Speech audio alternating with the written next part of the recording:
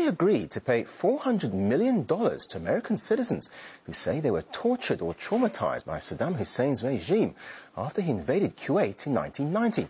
It's come as a shock to the millions of Iraqis who are still suffering from the US-led campaign, especially since many have received nothing for their suffering. Well, RT's Middle East correspondent Paula Sleary is following the story and joins us here now in the studio. Paula, thank you for joining us here. Why is Iraq paying these damages now?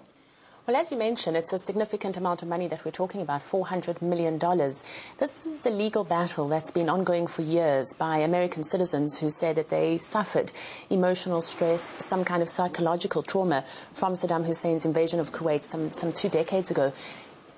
Directly related to your question, the timing is significant, and it's widely seen as a push by American citizens and a push by the American government as a key requirement for the United States to push for an end on UN sanctions. So that widely is the understanding as to why it's happening now. Now, you've been in the region and seen the devastation the US-led campaign in Iraq has caused.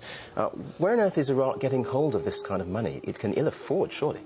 The understanding widely is that there's some $900 million in frozen assets and that the money largely will come from there.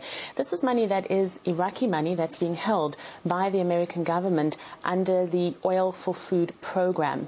In addition to that, if you look at a lot of the comments coming out of Baghdad today, the Iraqi government obviously is not wanting to bring too much attention to this, but there are some comments by officials saying that this is also a way to stop and stem future Iraqi assets overseas, such as those that are in banks, from being frozen in the future. So they're really trying to put some kind of positive spin on it. Now, of course, the number of Americans hurt in the Gulf War is far outweighed by the number of Iraqis hurt and killed in the US invasion. I mean, what do the population of Iraq think of this? Well, as you can well imagine, there's a lot of anger, there's a lot of fury on the streets of Baghdad. I did get a chance this morning to speak to a few people I know there, and they generally summed up the mood. And one of the comments I had was that if you had hundreds of Americans who were hurt by Iraq, you have tens of thousands of Iraqis who've been hurt by the United States.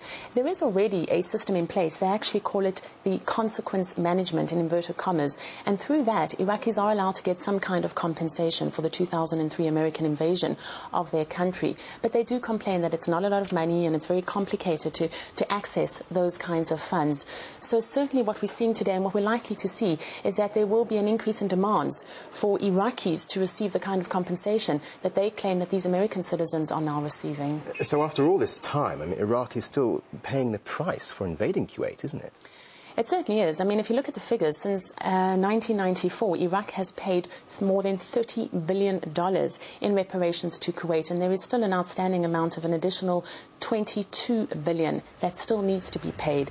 Now, Baghdad is required to pay this amount, and it does so by putting aside 5% of oil and gas revenues into a particular fund until these payments have been met. So certainly there is a sense that that era has not ended, and that for many Iraqis the injustice continues. Okay. Paula Sleary, thank you very much indeed for joining us here in the studio. It's a pleasure.